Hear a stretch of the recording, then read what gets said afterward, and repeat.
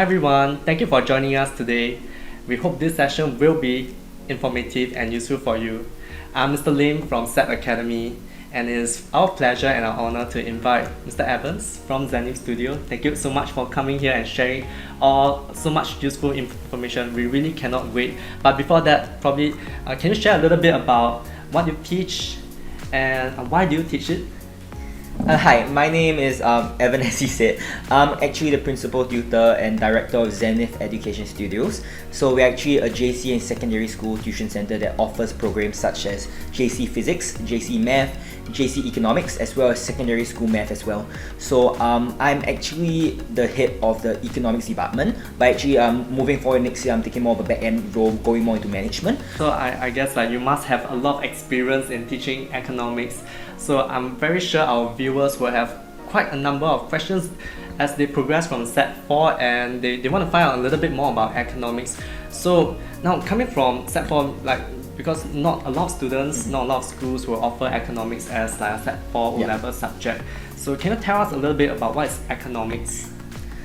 Wow, the question always makes me have to think a lot, because I like subjects such as physics, chemistry, math. I think it's very easy to actually describe what exactly they are. But when people ask me about economics, normally what I do is I like to separate it into a few different categories. So normally in your J1 year, you'll learn something called microeconomics. So microeconomics is as simple as, it boils down to exactly what the firms, the households and the governments in the economy, how they actually behave, how they actually conduct their decision-making process. So some of the topics that is included in microeconomics includes demand and supply, which is as simple as when you go to the supermarket, the demand for your eggs, your demand for your milk, or where does it come from? Where is the supply coming from? So how does it affect the price of the goods sold? How does it affect how much of the goods actually sold as well?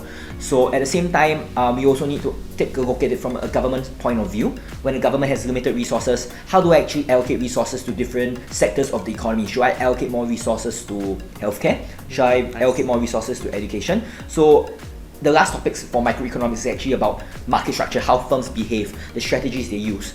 So if I were to really just simplify it, it's just about how the households in society, the firms in society and the government actually have to overcome the limitations of their limited resources to actually make decisions on a day-to-day basis. Oh, seems like it's a totally new discipline, unlike any of the humanities or sciences which we have studied in the Set 3, Set 4 syllabus. Yeah, so, but actually for economics, I would actually tell a lot of people that it's the most real-world topic, because that's for microeconomics. For macroeconomics, we learn things about how does the country on a whole, what's going on in the country, like in terms of what's the unemployment levels, how does the country grow in terms of their real national income, which is basically how much money they earn, how the prices of goods and services actually determine. So it's actually something that you actually observe on a day-to-day basis. So actually it's nothing new. Like a lot of students go into JC thinking that economics is a brand new subject, but actually it's the subject that actually occurs on in your day-to-day lives. It's just that we don't really pay too much attention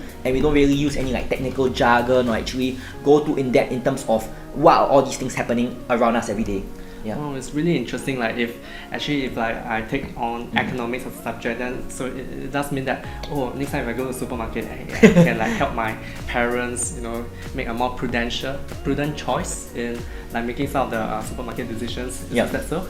That's one way to look at it. Okay. But definitely, I feel like a lot of things in the real world, you might not quite understand why they're happening, but as you go deeper into the economic syllabus, as you read the newspaper or even on a day-to-day basis, what firms like Apple or Nike, what they do in order to actually increase their profits, things like that. Those are things that you can actually identify that are highly related to your economic syllabus that you're expected to actually take up in the JC program. Seems like it's really beneficial. It doesn't just help us in our everyday lives, but it also inducts us into a sort of like macroscopic point of view to understand what's happening in the world and what will affect us and our everyday lives from a small point of view as well as a macro point of view. Is that so? Where you're trying to come from? Definitely. So, while this is a very applicable topic, no wonder it's like really popular with students as one of their choices for H2 chemistry and econs and physics and math. So now, having said that, we want to understand a little bit since we broach on the subject of H2. Yeah. So a lot of my students would have this question. So can you help to answer this? Like, what is the difference between H1 and H2 economics? Well, actually, there are some key distinctions in terms of the syllabus. So, if I were to summarize, actually, H2 economics actually has 7 major topics. So, in J1 year, you'll learn 4, which is a central problem of economics, demand and supply, market failure, and market structure. Whereas in J2 year, you'll learn topics such as your key economic indicators, your macroeconomic aims, challenges, and policies, and last but not least, your international economics. So the grand total, there's 7 different topics. However, for H1, on the other hand, there's actually only 5 topics. So the 2 topics that the H2 will actually cover would be market structure as well as your international economics. So I would say that if you were to compare the two, there isn't that much of a difference in terms of syllabus. In fact, I would say before 2017, before they had a minor change in the syllabus, a H1 student could in fact even go into the H2 paper and do the paper, most of it. Yeah, so there isn't really a huge distinction.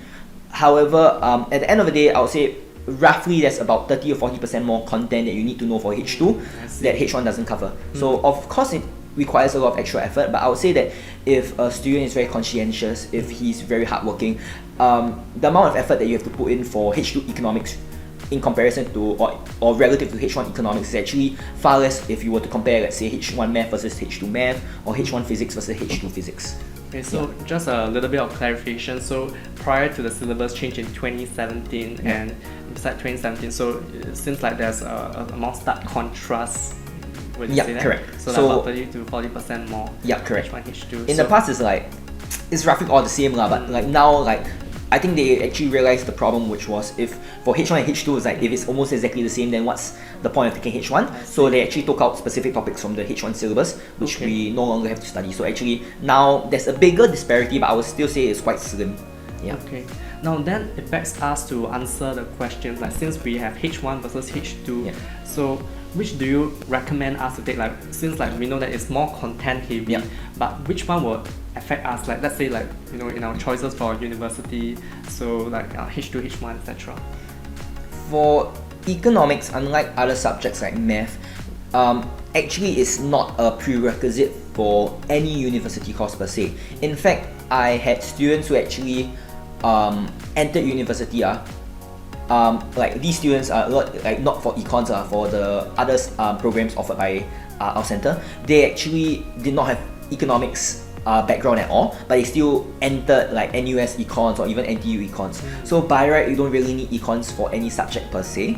But nonetheless, I would say that the fundamentals of economics are still very relevant, especially as you go into courses like business, finance, and obviously NUS Econs. And we also have other questions. For example, since we know that H1 and H2 economics, they give us very interesting world views as well as a micro view. So and it's also a very interesting subject to take.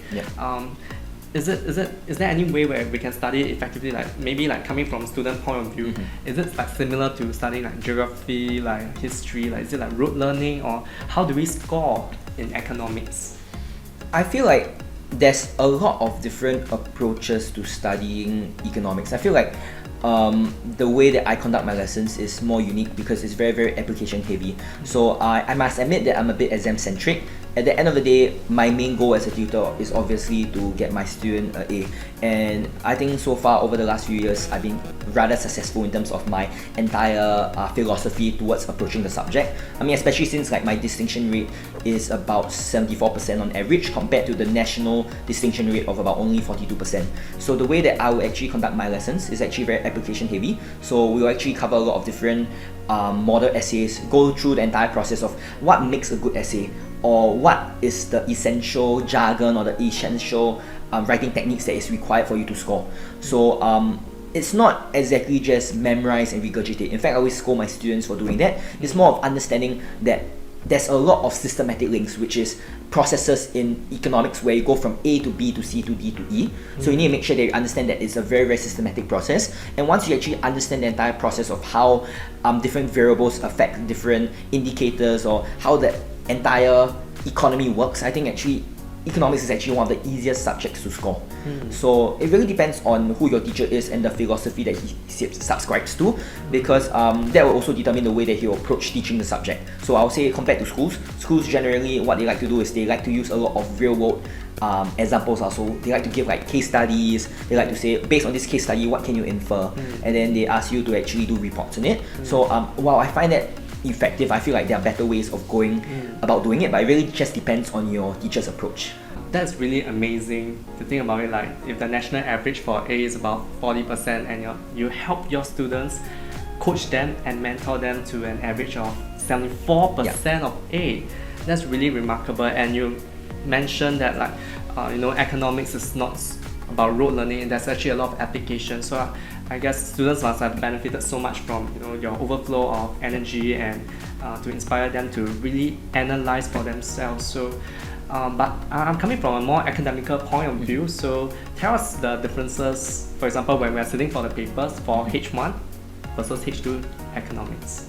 So I'll begin with H1 economics. For H1 economics is actually split up into two papers, which is two different parts, which is consisting of two different case studies. So each case study is actually 45 marks and comprises of both lower order and higher order questions. So what happens is, at the start of the case study, they will actually give you roughly about 4 to 5 different extracts regarding a specific market or regarding a specific country. For example, they can test you the market for milk, the market for cars, the market for even healthcare, and in comparison, they can also say, oh, here is the economy of Brazil, here's the economy of Japan. So they'll give you all this information regarding a particular topic or country, and based off that information, what you need to do is you need to take the evidence that you have dissected to answer the questions found later on in the paper. So out of the 45 marks, like I said, there's lower order questions, which is quite simple. It's just straightforward, answer straight to the point. In comparison, there's also higher order questions worth more marks, where actually you have to present both sides of the argument and actually evaluate at the end. So for H1, it consists of 2 of those 45 mark case studies, which students actually find a bit more challenging. In comparison, for H2, they also have 2 case studies, but the 2 case studies, the distinction is number 1, there are less questions. So instead of 45 marks, there's only 30 marks. And at the same time, the amount of extracts provided might be sometimes a bit less, especially since there's less marks being awarded for the questions. So there's also 2 case studies, so that's paper number 1. Typically it will last about 2 hours and 15 minutes.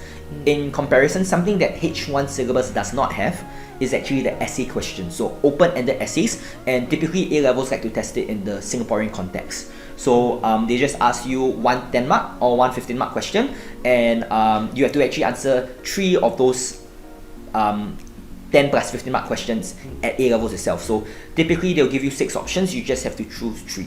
So this additional component is something that's not found in the H1 syllabus. It actually used to be part of the H1 syllabus before 2017, but of course these changes were made recently to the syllabus, so it's no longer found in H1. However, personally, and I feel like I echo the thoughts and sentiments of a lot of students, we actually find that the essay component of Econs is actually far easier to score. And if I were to go back to the national distinction rate, for H1 economics, it's actually 32% only. So if I were to compare, H1 Econs has a lower national distinction rate, and at the same time, they have the harder component, which is case study. But for H2, the national distinction rate is higher, and at the same time, they have the essay component, which a lot of students found easier. Yeah. Can I just summarize a little bit in this way, such that like H1 and H2 economics, we do say that H2 economics does have a little bit more depth in terms of content, but it's also easier for students to score. I would say so. Yeah. Oh, I guess that's a very, very good food for thought for our audience. So when you're deciding between your H1 and H2 economics, so really thank you so much for this insight. I think it will really help our students and our audience to make a more informed decision. Well, we also have some questions that's submitted from our audience, so let's just take a look at that. So we have understood the implications. So there was this student that asked like, so do you think that I should take H1 economics like after reading the 10-year series and the MOE syllabus and the notes, and I really do not like it. I hate it. So what is taking economics like? What is your view on the subject? I would say that if you were to just look at like an exam paper without understanding the fundamentals, it would be very actually difficult for you to actually decide whether it's hard or not. Because obviously, if you don't know anything about the subject, you will find it hard. For example, you might give me a bio 10-year series or physics 10-year series. I was a pure art student, so when I look at those papers, I'm like, wow, I don't understand anything, it must be hard.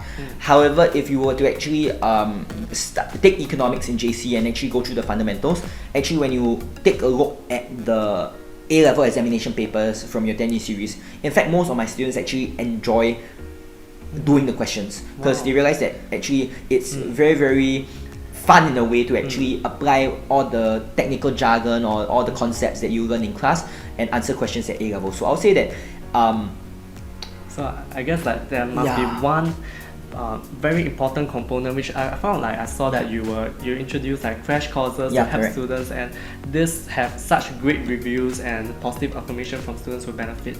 So I guess that was probably like the bridge. So that's really amazing that you can bring something which is very difficult to understand, maybe for new beginners, like starting with a 10-year series and trying to understand economics and breaking it down as probably as simple as drinking water and very easy to digest for them. So that's really remarkable. And anything that you think that we can add, because like some students have a question like, hey, is economics like similar to some of the humanities like geography? Like, can we study that in the same way? Or like it's different in different ways? Like how can we understand this subject better? As a geography student myself, and I actually studied history for about 1 month before I decided to change my subject combi in JC, but I guess I'm not the best to actually talk about history, so I'll stick to geography.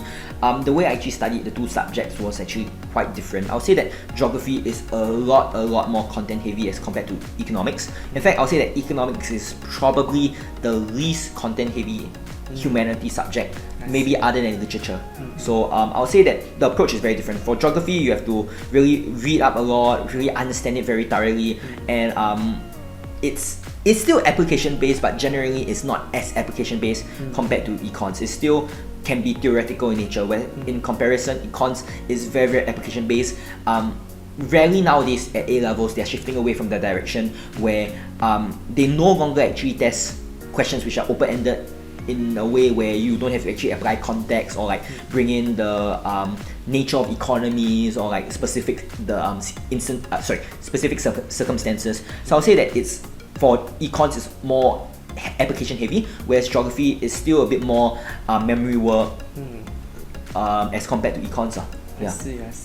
So I guess like during the course of the interview, we have come to some very good summaries between H1 and H2 economics, and we saw that despite having a little bit more content for H2 economics, it does make good economic sense in a way to actually like study H2, since it is actually easier to score and get a better distinction. And we also saw that like even despite the course having lots more application in the testing, so you manage to help students to understand and apply for themselves, like break it down from very complex topics to answer like even essay questions based on Singapore's context. So thank you so much, Mr. Evans, for your time and appearing on our interview. So for more information, we will be having another seminar to help students answer questions about subject choices, as well as which of this combination does suit your child better. So stay tuned for it.